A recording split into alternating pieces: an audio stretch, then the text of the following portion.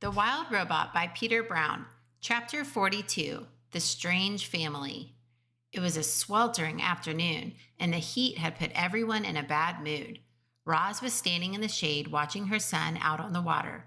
The other goslings were teasing him about something when they suddenly burst into laughter, and Brightbill turned and hurried home with a stormy expression on his face. He stomped into the garden and right past his mother without saying a word. "What is wrong, Brightbill?" said Roz as she followed her son into the nest. "Nothing," he squawked. "Leave me alone." "Tell me what is wrong." "I don't want to talk about it." "Maybe I can help." "Mama, the other goslings were making fun of me." "What did they say?" "They called you a monster and then laughed at me for having a monster mother." "They should know by now that I am not a monster. Would you like me to talk to them?" "No, don't do that. That'll just make things worse." The robot sat next to her son.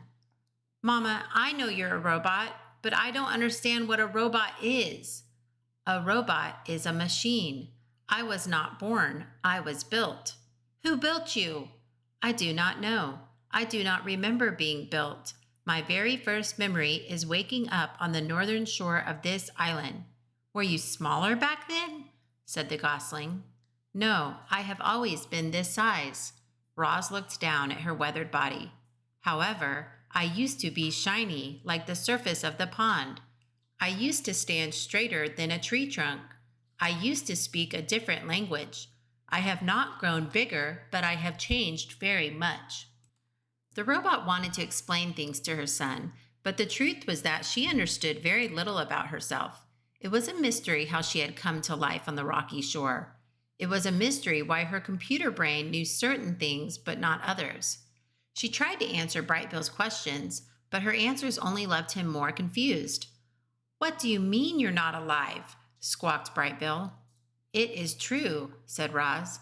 "I am not an animal. I do not eat or breathe. I am not alive." "You move and talk and think, Mama. You're definitely alive." It was impossible for such a young goose to understand technical things like computer brains and batteries and machines. The gosling was much better at understanding natural things like islands and forests and parents. Parents. The word suddenly left Brightbill feeling uneasy. "You're not my real mother, are you?" "There are many kinds of mothers," said the robot. "Some mothers spend their whole lives caring for their young. Some lay eggs and immediately abandon them. Some care for the offspring of other mothers.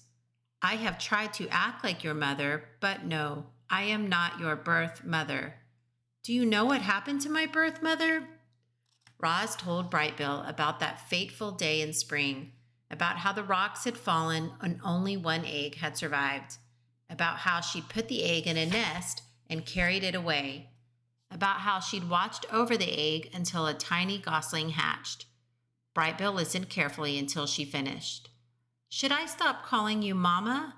said the gosling. "I will still act like your mother, no matter what you call me," said the robot. "I think I'll keep calling you Mama." "I think I will keep calling you Son." "We're a strange family," said Brightbill with a little smile, "but I kind of like it that way." "Me too," said Roz.